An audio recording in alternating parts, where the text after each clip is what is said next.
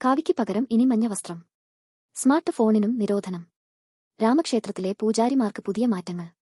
അയോധ്യയിലെ രാമക്ഷേത്രത്തിലെ പൂജാരിമാർക്ക് പുതിയ dress code.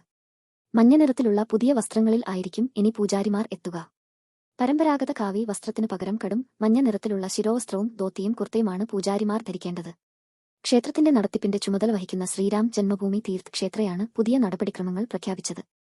പൂജകൾ നടക്കുന്ന ശ്രീകോവിൽ അടക്കമുള്ള പവിത്രമായ ഇടങ്ങളിൽ ഇനി സ്മാർട്ട് ഫോൺ അനുവദിക്കില്ല. നിരവധി പുതിയ പരിഷ്കാരങ്ങളാണ്. പൂജാരിമാർക്ക് എല്ലാവർക്കും ഒരേപോലുള്ള വസ്ത്രങ്ങൾ വേണമെന്നതിനാലും ഇവരെ മറ്റുള്ളവരിൽ നിന്നും വ്യത്യസ്തരായി പെട്ടെന്ന് മനസ്സിലാക്കാനും വേണ്ടിയാണ് പുതിയ ഡ്രസ് കോഡ് അവതരിപ്പിച്ചിരിക്കുന്നത്.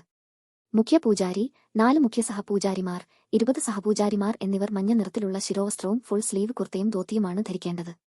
സനാതനധർമ്മം പറയുന്നത് പൂജാരിമാർ തലയും കൈകളും മറക്കുന്ന വസ്ത്രം ധരിക്കണം എന്നാണ്.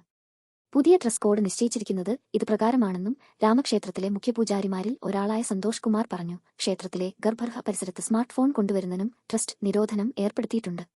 സുരക്ഷാ കാരണങ്ങളാൽ ആണ് സ്മാർട്ട് ഫോൺ നിരോധിച്ചത് എന്നാണ് വിശദീകരണം. എന്നാൽ ക്ഷേത്രത്തിലെ വെള്ളം ചോരുന്നതുമായി ബന്ധപ്പെട്ടതാണ് ഫോൺ നിരോധിച്ചത് എന്നും റിപ്പോർട്ടുണ്ട്.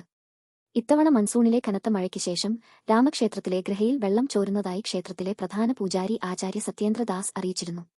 ആദ്യത്തെ മഴയിൽ തന്നെ ക്ഷേത്രത്തിൽ ചോർച്ച ആരംഭിച്ചിരുന്നു.